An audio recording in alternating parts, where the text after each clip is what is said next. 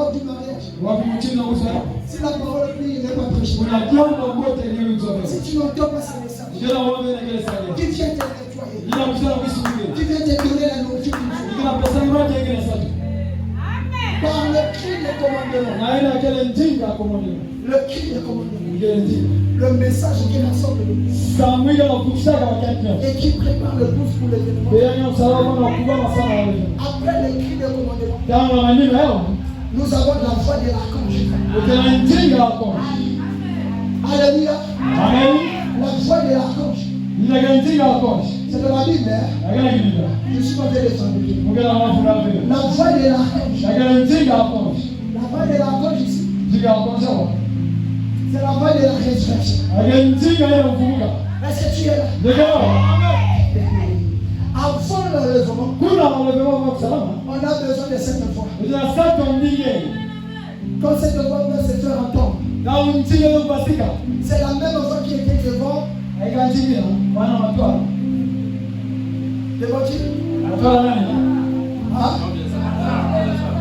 De Lazare. Une voix se fait entendre. Lazare sort. Pourquoi on dit la voix de la résurrection?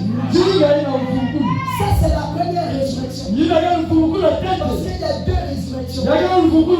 Il y a la résurrection pour les morts en Christ et la résurrection pour toute personne. La deuxième résurrection concerne le jugement du trône blanc. Est-ce que c'est vrai? Mais la première résurrection, elle est unique. Elle est exclusive. C'est pour l'épouse. C'est pas pour tout le monde ici. Si tu meurs dans tes péchés, tu attends la deuxième résurrection. Est-ce qu'on se comprend?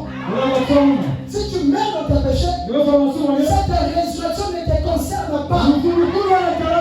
Tu vas rester là-bas. Tu attends le jugement du trône blanc. Et là, tous les morts seront ressuscités. Mais si tu es mort en Christ, c'est-à-dire avant l'enlèvement, tu es parti. Avant que l'enlèvement arrive, tu étais déjà parti. Quand cette voix va parler, tu sors de là où tu étais pour partir avec les autres vivants. Si tu as compris, dis-moi Amen.